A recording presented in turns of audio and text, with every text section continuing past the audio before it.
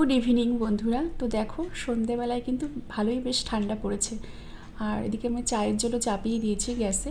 হবে লিকার চা, মানে পাতা চা দিয়ে লিকার চা করব, তাও আবার চিনি ছাড়া। আর এদিকে নিয়ে এসছে চায়ের সঙ্গে খাওয়ার জন্য সিঙ্গারা। সিঙ্গারা এনেছে ঠিকই, কিন্তু দেখি কে কে খাই আমরা। কেননা এখন না চপ সিঙ্গারা খেতে সত্যিই একটু মানে ভয় ভয় লাগে, গ্যাসের জন্য আর কি, গ্যাস অম্বল। তার মধ্যে দেখো আজকে আবার দেওর এসেছে, তা ওর জন্যই আর কি। আমরা যতই না খাই বলো, বাড়িতে মানুষজন এলে তাদেরকে তো একটুখানি আদর যত্ন করতে হয়। তা ওই জন্য তোমাদের দাদাভাই বললো তাহলে একটুখানি সন্ধ্যেবেলায় চা খাওয়ার পরে টিফিন বানাই, এগ রোল বানালো।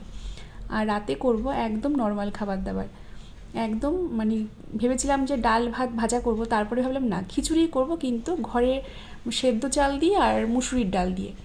তো এখানে দেখো ফুলকপি একটুখানি দিয়েছি, আমি যদিও ফুলকপিটা খাবো না। মটরশুঁটি, ফুলকপি আর আলু দিয়ে খিচুড়ি, তার সাথে গরম গরম বেগুন ভাজা। খিচুড়িটা কিন্তু দুর্দান্ত হয়েছে, একদম একদম পাতলা পাতলা খিচুড়ি করেছি। বাইরে তো প্রচণ্ড হাওয়া দিচ্ছে আর তেমনই ঠান্ডা পড়েছে।